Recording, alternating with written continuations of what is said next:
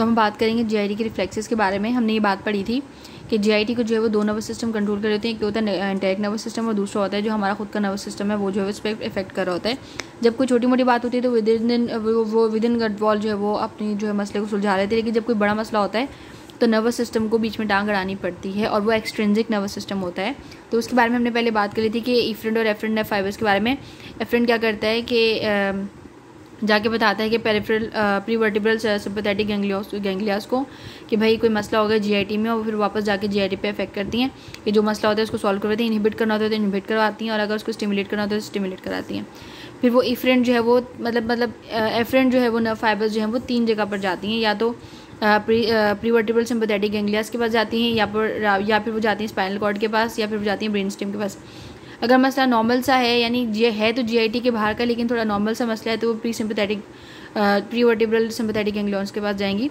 अगर मसला उससे बड़ा है, यानी अगर कोई मसला आपके भाई सॉल्व कर सकते हैं तो आप करवा लेंगे, लेकिन कोई मसला ऐसा है जो आपके मामा बाबा के बगैर सॉल्व नहीं होगा, यानी कोई मसला ऐसा है जिसको ये भी सॉल्व नहीं कर सकता, तो एफ्रेंट नर्व फाइबर्स जाएंगे किसके पास, स्पाइनल कॉर्ड और ब्रेन स्टेम के पास कि भाई अब आपको चलना पड़ेगा, मसला जो है थोड़ा सा बड़ा हो गया। फिर ये क्या करते हैं, जब इन तीनों में से किसी के पास भी पैगाम जाए, इन्होंने इफेक्ट तो ये कि वो जीआईटी पे करना है ना, काम तो इन्होंने जीआईटी पे करना है, तो फिर इनको अगर इनहिबिट करवाना होता है तो सिंपैथेटिक, और अगर इन्होंने स्टिमुलेट करवाना होता है तो पैरासिम्पैथेटिक एफ्रेंट जो है नर्व फाइबर्स पर जाके कहती हैं कि भाई ये काम करा दो, हमारे पास जो है ऐसे ऐसे कॉल आई थी। ठीक है, तो हम 3 तरीके के पढ़ेंगे रिफ्लेक्सेस। एक तो होता है within the gut wall जो हो जाता है, यानी जीआईटी का एंटेरिक नर्वस सिस्टम जिसको खुद ही देख लेता है, भाई ये मसला तो मैं खुद ही देख लूँगा, बाहर से मुझे किसी की मदद की ज़रूरत नहीं है। तो वो क्या होता है कि within the gut wall जितनी भी जीआईटी की सिक्रेशन होती है वो एंटेरिक नर्वस सिस्टम खुद ही देख लेता है। तो ये वो जीआईटी का रिफ्लेक्सेस है जो within the gut wall काम करता है। जीआईटी की सिक्रेशन, पेरिस्टालसिस और इनहिबिटरी इफेक्ट जितने भी जीआईटी की वॉल के अंदर हो रहे होते हैं, वो ये जितने भी जीआईटी की वॉल के अंदर रिफ्लेक्सेस होते हैं वो ये होते हैं। ठीक है,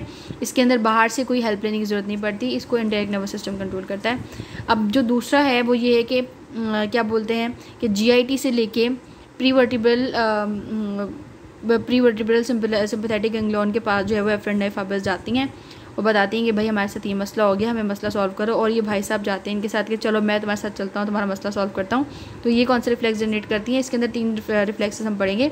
एक हम पढ़ेंगे गैस्ट्रोकॉलिक, एक हम पढ़ेंगे एंट्रोगैस्ट्रिक, और एक हम पढ़ेंगे कोलोनीलियन। नाम सबको पता चल रहा होगा कि हम बात किस चीज़ के बारे में करने जा रहे हैं। तो जो पहला जो हम पढ़ेंगे वो है गैस्ट्रोकॉलिक। तो इसमें क्या होता है कि आपके स्टमक के अंदर जो है बहुत सारा खाना मजीद आ रहा है, लेकिन आपका कॉलोन जो है वो पहले से फिल है। ठीक है, तो आपके स्टमक को पता है भाई मेरे पास बहुत सारा खाना मजीद आने वाला है, तो मुझे इसको करवाना है खाली, ताकि मैं ये जो आ रहा है इसको एब्जॉर्ब कर सकूँ, इस खाने को ले सकूँ। ये मैंने स्टमक बनाया, अगर समझ में आ रहा हो तो मेरी ड्राइंग कुछ ऐसी ही है। तो ये भाई साहब जाते हैं, चुगली लगाते हैं एफ्रेंट भाई साहब, और जाके प्रीवर्टिब्रल सिंपैथेटिक गैंग्लियंस को जाके बोलते हैं कि भाई ऐसे ऐसे मजीद खाना आ रहा है, कोलोन को बोलो कि जाके खाली करें। तो ये जो होता है वो स्टिमुलेटरी इफेक्ट होता है, इनहिबिटरी नहीं होता। तो ये बात मान लेता है कि कोलोन को खाली कर देता है, डिफिकेशन हो जाती है और स्टमक खाली हो जाता है, जो भी खाना आ रहा होता है वो मजीद आना शुरू हो जाता है। इसको कहते हैं गैस्ट्रोकॉलिक। ये स्टिमुलेटरी होता है, इनहिबिटरी नहीं होता। ठीक है, अब दूसरा हम पढ़ेंगे एंट्रोगैस्ट्रिक। एंट्रोगैस्ट्रिक में क्या होता है, ये मैंने बनाया है स्टमक, ये मैंने बनाई है ट्रांसवर्स कोलोन, और ये मैंने बनाया है स्मॉल इंटेस्टाइन। ठीक है, इसमें क्या होता है कि आपको पता है स्मॉल इंटेस्टाइन बहुत स्लो काम करती हैं, वो कायम को जो है वो कायम बनाती हैं, फिर उसको आहिस्ते आहिस्ते एब्जॉर्ब करती हैं, फिर उसका जितना भी क्या कहना चाहिए कि न्यूट्रिएंट्स होते हैं वो ब्लड तक मतलब बहुत स्लो काम करती है। ठीक है, तो जब स्टमक इसको कह रहा होता है ना कि जल्दी जल्दी इंटेस्टाइन खाली करो, मैंने खाना भेजना है, तो ये आगे से कहती है। ये भी क्या होता है कि जीआईटी से आपका प्रीवर्टिब्रल सिंपैथेटिक गैंग्लियंस तक जा रहा होता है। ठीक है, ये मसला विद इन द जीआईटी से लेके प्री सिंपैथेटिक गैंग्लियन तक सॉल्व हो जाता है। इसके लिए इसको आगे नहीं जाना पड़ता, मतलब प्रीवर्टिब्रल सिंपैथेटिक गैंग्लियन भी सॉल्व हो जाता है, इसको आगे नहीं जाना पड़ता। सॉरी, नाम आगे पीछे हो गया था। तो क्या होता है कि ये इसको कहते हैं इंटेस्टाइन, इसको कहती है कि भाई मैं तो जो है ना वो आहिस्ता आहिस्ता खाली करूँगी, तुम खाना लेना बंद करो। तो ये इनहिबिट कर देता है स्टमक का खाना लेना, यानी उसको बोलती है कि भाई मुझे जो है वो मज़ीद खाना मत भेजना, मैं यहाँ पे स्लो काम कर रही हूँ और मैं इसी तरीके से करूँगी, तुम ही जो है वो खाना बंद करो। तो आगे से रिफ्लेक्स जो है वो ये आता है कि जो पेट जो है वो मज़ीद खाना बंद कर देता है, इधर से फुल वाली फीलिंग देना शुरू कर देते हैं, भाई आप फुल हो गए, मज़ीद ना खाओ, और ये अपना काम स्लो करती है। तो ये जो एंट्रोगैस्ट्रिक है ये भी इनहिबिटरी होगा, कोलोनिलियल जो है भी वो भी इनहिबिटरी होगा। सिर्फ और सिर्फ गैस्ट्रो जो है वो गैस्ट्रोकॉलिक जो है वही जो है स्टिमुलेटरी है। तो ये तो हो गया दूसरे में क्या किया इसने, इंटेस्टाइन ने जो है वो पेट को मजीद खाना लेने से मना कर दिया और आहिस्ता आहिस्ता अपना जो है वो काम करने लग गई, अपनी डाइजेशन जो है वो काम में लग गई।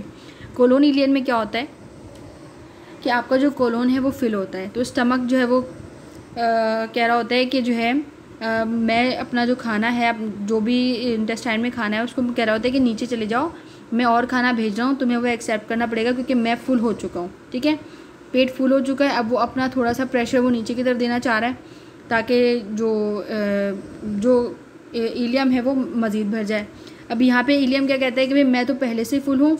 जैसे फॉर एग्जांपल अगर आप ट्रैवल कर रहे हैं, आप सफ़र कर रहे हैं, आप वॉशरूम नहीं जा सकते तो आप रोक के रखते हैं जब तक आपको कोई प्रॉपर जगह ना मिल जाए। ठीक है, तो इस दौरान आप मज़ीद ना पानी पीते हैं ना खाना खाते हैं। आपको पता होता है कि अगर मैंने ऐसा किया तो ऑलरेडी मैं फुल हुआ हूँ, मैं कहीं जा भी नहीं सकता। ठीक है, इस कंडीशन में क्या होता है, ब्रेन अपना काम खुद ही कर रहा होता है।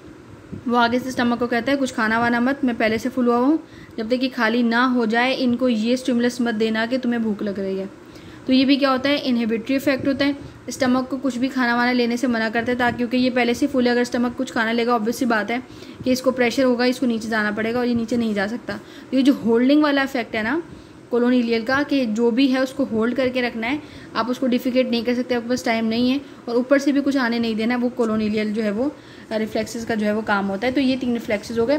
पहले में क्या था, within the gut wall था, दूसरा क्या था, JIT से लेके प्रीवर्टिब्रल सिंपैथेटिक गैंग्लियन तक जा रहा था। अब कोई ऐसा काम भी है जो ये भाई साहब भी नहीं कर सकते, यानी अब ये भाई साहब जाएंगे JIT जो बहना है जो वो जाएंगे स्पाइनल कॉर्ड और ब्रेन स्टेम के पास कि भाई ये काम जो है वो इनके बस का नहीं है, ये भी छोटे हैं, ये काम आप मुझे करके दें, मेरा ये मसला थोड़ा सा बड़ा है। ठीक है, तो अब यहाँ से एफरेंट नर्व फाइबर्स किसके पास जाएंगी, या तो स्पाइनल कॉर्ड के पास जाएंगे या ब्रेन स्टेम के पास जाएंगी और यहाँ से ये जो है वो अपना काम करने के लिए फिर इन दोनों के मतलब जाएँ ये किसी के पास भी, इनको जो अपना काम करवाना है इनहिबिट या स्टिमुलेट, वो ये सिंपैथेटिक और पैरासिम्पैथेटिक से ही कहेंगे। ठीक है, बस बात मतलब ये है ना कि ये लोग बात कभी इसकी मान लेते हैं, कभी कभी इसकी बात भी डाल देते हैं, कभी तो जब भी जितना बड़ा काम होता है उतना बड़ा बंदा बोलता है, करने वाले यही दो ही हैं। ठीक है, तो अब क्या होता है JIT का जब JIT जो है वो स्पाइनल कॉर्ड तक जाते हैं, एफरेंट फाइबर जब JIT से स्पाइनल कॉर्ड तक जाते हैं अपना मसला बताने के लिए, तो स्पाइनल कॉर्ड फिर जो है वो अपना जो भी इनको काम करना होता है वो करते हैं। तो इसी 3 इफेक्ट इनके होते हैं, वेगोवेगल यानी वेगस नर्व, वेगस ही इफरेंट नर्व होती है और वेगस ही एफरेंट नर्व होती है, यानी पैगाम लेके भी एफरेंट नर्व जा रही है और वापस लेने के लिए भी एफरेंट नर्व जा रही है और देने के लिए भी जो है वो वेगल नर्व जा रही है। मतलब वेगोवेगल यानी जा भी वेगल नर्व रही है और वापस आ भी वेगल नर्व रही है, तो इसको कहेंगे वेगोवेगल। पेन रिफ्लेक्स ये कब जनरेट होता है, यानी ये वाला जो रिफ्लेक्स है ये तब जनरेट होता है जब पेन हो रही हो। ठीक है, वेगोवेगल मैंने आपको बताया था कहाँ पर है, हमने पढ़ा था, मैं आपको दिखाती हूँ कि यहाँ पर से जितनी भी नर्व्स निकलेंगी, यहाँ पर से क्रेनियल पार्ट से, इसके जो क्रेनियल पार्ट से जितनी भी नर्व निकलेंगी ये होंगी वेगस। ठीक है, तो यही लेके जाएंगी पैगाम और यही पैगाम वापस लेके आएंगी, तो उसको हम बोलेंगे वेगोवेगल। ठीक है, ये कब जनरेट होती हैं, जब पेन हो रहा होता है। ठीक है, ये कब जनरेट होती हैं, जब पेन हो रहा होता है जी, ये लिखा हुआ, या फिर डिफिकेशन करवानी होती है, यानी जब कोई बड़ा काम करना होता है ये तभी जनरेट होती हैं। अब ये दोबारा से सुन लें कि ये JIT से शुरू होती है। JIT इसको चुगली जाके किसको लगाती है, बड़े बंदे को, जब इसको कोई बड़ा काम करवाना होता है तो जाके स्पाइनल कॉर्ड और ब्रेन स्टेम को जाके एफरेंट नर्व फाइबर जाके बोलते हैं कि भाई ये वाला मसला हो रहा है और जो है ना आपने ये काम करवाना है, तो वेगोवेगल नर्व जो है वो जाके अपना काम करती हैं। शुरू भी वेगल नर्व